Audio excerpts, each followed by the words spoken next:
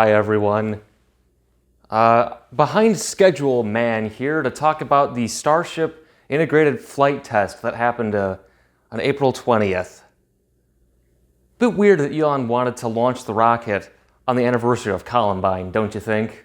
The reason I'm doing this, honestly, is because the next Noya rocket's being pushed a little bit. I'm going to try to figure out how to make a sea launch work in Blender, so that's going to take some time, and I figured, well, this is a good stopgap, isn't it? Oh, and if you're someone who's wandered in here to defend SpaceX and Starship's honor by asking, well, where's your rocket? Working on it, and I hope you don't have opinions on things like movies, especially if I don't find you on IMDb. It's a really silly argument to make, just so we're clear. Okay, so I know you know what the Starship Critic, think about this launch. The answer is failure. There's no other real answer to describe it. What I've got here is a few things that did happen in flight. This is from Lavi Ohana's Medium Substack or something post. I've linked it in the description because I'm not going to watch the video again. So we know that 3 engines did not activate at liftoff. They may have shut down prematurely. I'm going to bet that 2 of them were the 2 that failed during the static fire test. We saw another 4 engines fail in flight. 1 did relight. That was pretty cool. Then something exploded about 30 seconds into flight. I've heard that might be the hydraulic system or something along those lines. There was a complete loss of thrust vector control at T plus 85 seconds, which triggered the flight termination system, but it didn't actually activate until 40 seconds after that, and it didn't work. You saw it did activate because you could see the draining of the liquid oxygen tank, but the Starship flight termination system is an explosive that just punches a hole in the tank, while more conventional launch vehicles have the explosives kind of shaped along the tank so it rips it open. It did finally activate. I can't remember when it activated, but it did finally activate and destroy the vehicle after it had tumbled and wandered way off course. And then, of course, here's the big one that this launch pad suffered significant damage during launch.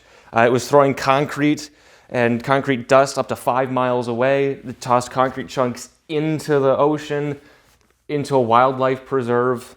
Now, ESG Hound has been having a heyday with this. The real answer why this happened, by the way, is SpaceX needs a flame trench. It's a 17 million pound thrust system. You're going to have to dig a flame trench. The problem is it's a protected wetland, and you have to go through the Army Corps of Engineers, and that process will take about 2-ish years, from what I've heard, to make that all happen and be said and done. And, well, SpaceX needs this thing to happen now, so they couldn't be bothered to do that. Let's see. Now the FAA is being sued over this by environmental groups, and, well, yeah, it's going to happen. This thing sprayed concrete and debris across a wildlife preserve. And from what it sounds like, Starship was a lot louder than it was supposed to be than what SpaceX said it was going to be in the PEA statement. So, yeah, this is going to happen. So this is a failure. I want to be very clear here. There's an oddly Soviet defense going on of this, where people are saying, no, it's not a failure. It got off the pad while damaging it without 3 engines running. That's not success. That's failure, guys. Then we'll hear defenses like, well, Booster 7 was an older version of the design, so it's okay that it failed. If it's the older version, why did you fly it? What data could you realistically get? Except maybe validation of structural models, but even then you really couldn't because there's a massive thrust asymmetry in flight. It didn't succeed. I also heard that the Raptor 2s that failed in flight, those are prototypes, which are way less reliable than the new Raptors. And again, then why did this fly? It's a really dumb decision to launch this.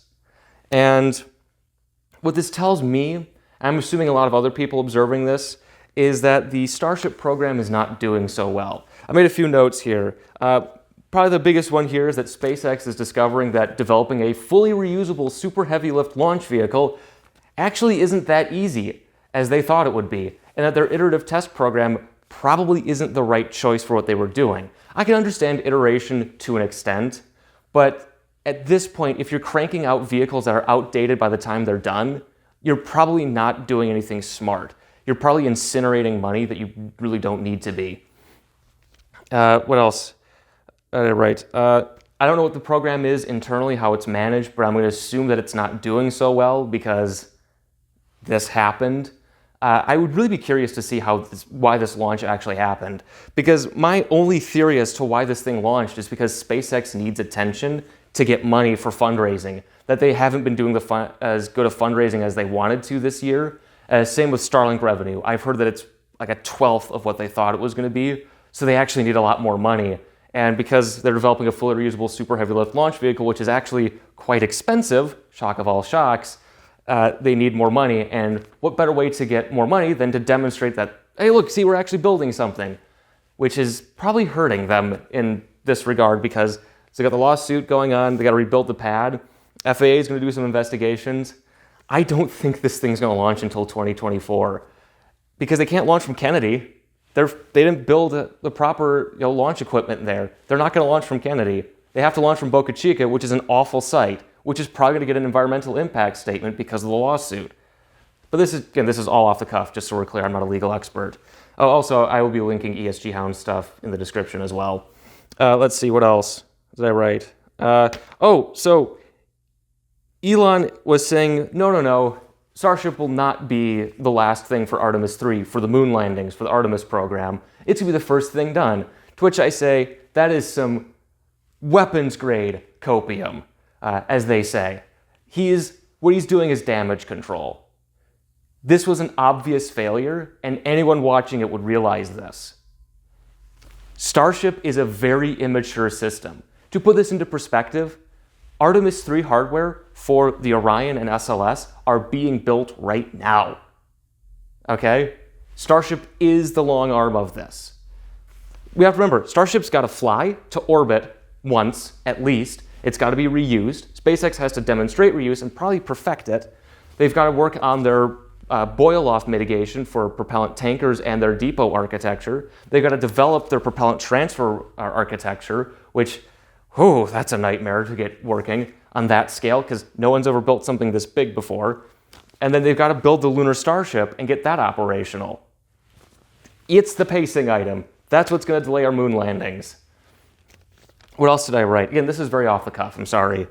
Let's see. Yep, iterative design's probably not working as well as, again, I'm not here to say anything really bad about iterative design. It's just I don't think it's working for Starship. I think SpaceX is just, I don't know what's going on there. What else?